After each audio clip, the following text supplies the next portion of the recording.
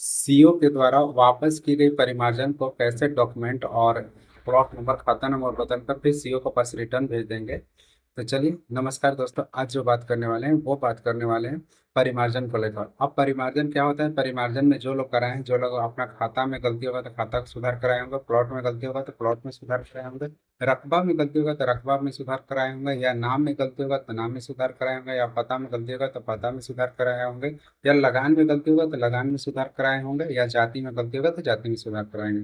तो इतने सारी चीजों में परिमार्जन भी किया जाता है। तो सीईओ के द्वारा आप परिमार्जन कर देते हैं और सीईओ के पास चल जाता है। सीईओ इसमें कहता है कि ये डॉक्यूमेंट गलत है, इसको फिर से सुधार करा कर लाइए। तो वहां से क्या करता है, सीईओ आपके परिमार्जन को रिवर्ट कर देता है। रिवर्ट का मतलब वो वापस पुनः भेज देता है। भेजने के बाद फिर उसी आईडी पर उसके डॉक्यूमेंट को सबमिट करके फिर हम दोबारा सीईओ के पास भेज देंगे।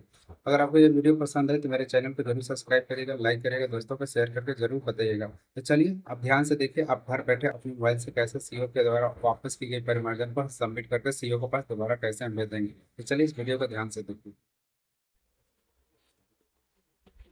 आज जो बात करने वाले हैं, जैसे कि सब लोग अपना अपना परिमार्जन कराए होंगे और परिमार्जन कराने के बाद परिमार्जन में कुछ गलती हो गई होगी, जैसे प्लॉट में गलती हो गई या डॉक्यूमेंट में गलती हो गई या किसी प्रकार की गलती हो गई, तो सीईओ अपने परिमार्जन को रिवर्ट करता है।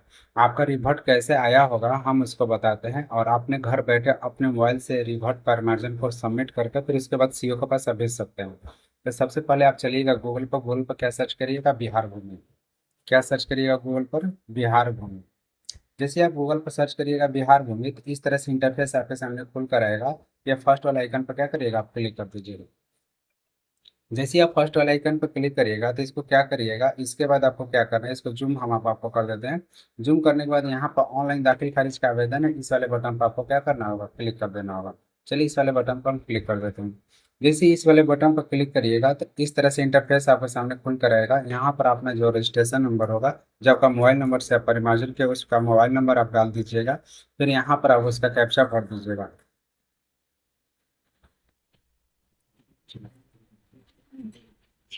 चलिए कैप्चा भरने के बाद साइन वाले बटन पर क्या करना है, आपको क्लिक कर देना है। चलिए हमने साइन वाले बटन पर क्लिक कर दिया। चलिए हमारा कैप्चा किसी तरह से गलती हो गया था और फिर से इसको कैप्चा को हम डाल देते हैं।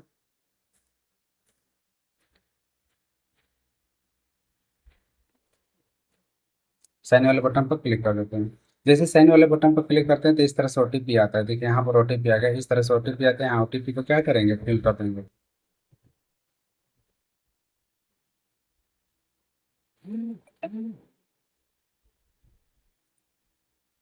तो जैसे ही यहाँ पर ओटीपी आ गया, वैसे हम क्या करेंगे, उसको फिल कर देंगे और इसको पुष्टि वाले बटन पर क्या करेंगे, क्लिक कर देंगे। इस तरह से आप देखिएगा, पुष्टि वाले बटन पर हमने क्लिक कर दिया। क्लिक करने के बाद आप यहाँ पर ध्यान से देखिएगा, यहाँ पर एक चीज सामने लिखा हुआ है, सीओ द्वारा वापस की गई परिमार्जन। यानी सीओ के द्वारा रिवर्ट परिमार्जन में किया गया था, इसलिए वहाँ सीओ द्वारा परिमार्जन को रिवर्ट कर दिया गया। और रिवर्ट करने के बाद यहाँ पर वापस की गई, जो इसमें खाता नंबर या डॉक्यूमेंट में कोई दिक्कत होगा, सुधार करना होगा, तो आपको सीओ के द्वारा रिवर्ट आया होगा। उसके बाद सुधार करके आप सही तरीके से उसके पास उन्हीं समय भेज दीजिएगा, तो तुरंत आपका हो जाएगा। तो चलिए उस वाले बटन पर आपको क्लिक करते हैं। जैसे ही इस वाले बटन पर क्लिक करिएगा तो इसका इंटरफेस आपके सामने खुलकर आ जाएगा।